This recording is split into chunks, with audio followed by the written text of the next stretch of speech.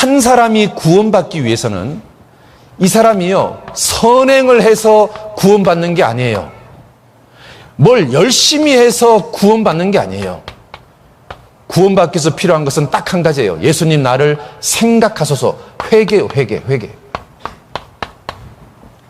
여러분, 이 강도는 교회 다닌 적이 있을까요, 없을까요? 없습니다. 이 강도는 성경을 우리처럼 배운 적이 있을까요, 없을까요? 없습니다. 이 강도는 나쁜 짓만 골라서 했습니다. 여러분, 십자가에 못 박아 죽일 정도의 강도는 그냥 단순 범죄자가 아니에요. 초범이 아니에요. 지금으로 말하면 한 정과 20범쯤 되는 거예요. 그래서 너무 악질이기 때문에 공개 처형을 하는 거예요. 그런데 이 공개 처형될 만큼 죄 많은 사람이 어째서 천국 갔냐 그 말이에요. 선행이 아니다 그 말이에요. 열심이 아니다 그 말이에요. 그럼 뭐냐? 도대체 이 사람이 왜 천국 간 거냐? 근거가 뭐냐? 회개한 거예요, 회개. 여러분, 이 사건에서 정말 중요한 두 번째 메시지는 이거예요. 사람이 구원받기 위해서 꼭 필요한 거 한 가지가 뭐냐? 진짜로 회개한 적이 있냐 없냐예요. 주님 앞에 마음을 찢은 적이 있냐 없냐. 그것이 한 사람의 운명을 영원히 가르는 거예요. 어제 여러분 저녁에 죄 말씀을 들었습니다. 정말 주님 앞에서 내가 비참한 죄인인 거 알았습니다. 그리고 오늘 죽으면 지옥 갈 사람인 것도 알았어요. 그러면요, 마음에서 어떤 마음이 올라와야 되냐면, 주님 어찌할꼬, 주님 어떻게 하면 좋겠습니까? 주님 나 좀 살려주세요. 이런 마음이 올라와야 되는 거예요. 그래야 그것이 구원받기에 합당한 자세가 되는 거예요. 그런데 어제 말씀을 듣고도 냉랭하고 심상하고, 받으면 좋고 안 받으면 그만이고, 그런 마음으로 와 있으면 하나님이요, 그 사람은 구원시키지 않고 그냥 지나가요.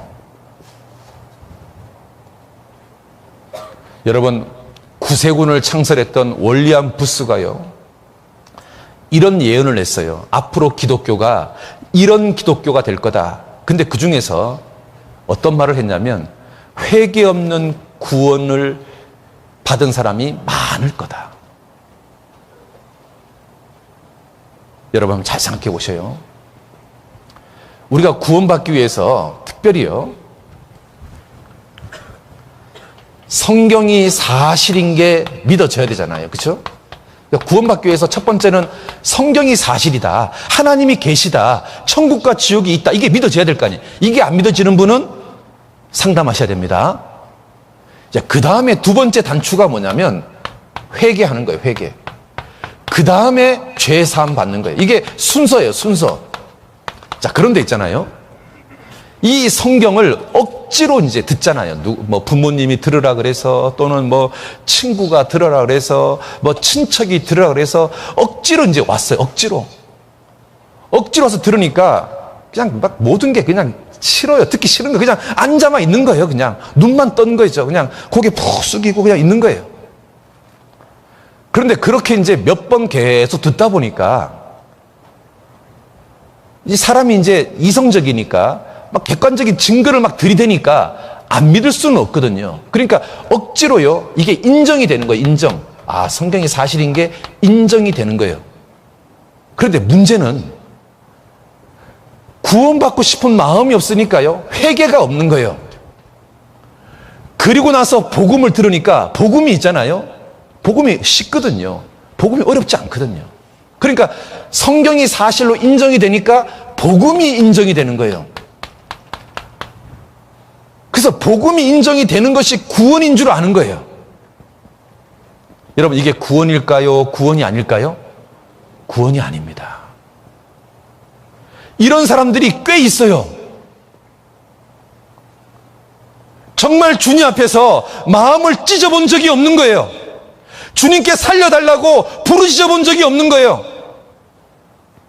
그냥 억지로 성경 듣고 억지로 복음 듣다 보니까 성경이 사실인 게 인정이 되고 복음이 인정이 됐는데 그게 구원이라고 착각하고 있는 거예요. 그래서요, 삶의 변화가 없어요. 구원받았다고 고백은 하는데 변화가 전혀 없어요. 잘못을 해도 있잖아요. 징계가 없어요. 그리고 교제 나오기가 싫어요. 간증하는 게 싫고, 그리고 분별력이 없어요. 다른 교회 다니는 친구하고 우리 교회하고 뭐가 다른지 분별력이 없어요. 그리고 결정적으로요, 나를 통해서 전도되는 열매가 안 생겨요. 구원받은 지 몇 년이 지났다고 말하는데 단 한 명도 열매가 안 생겨요. 그리고 구원받지 않은 내 가족들, 내 친구들, 내 이웃에 대해서 불타는 마음이 안 생겨요. 전도하고 싶은 마음이 안 생겨요. 입으로 열지를 않는 거예요.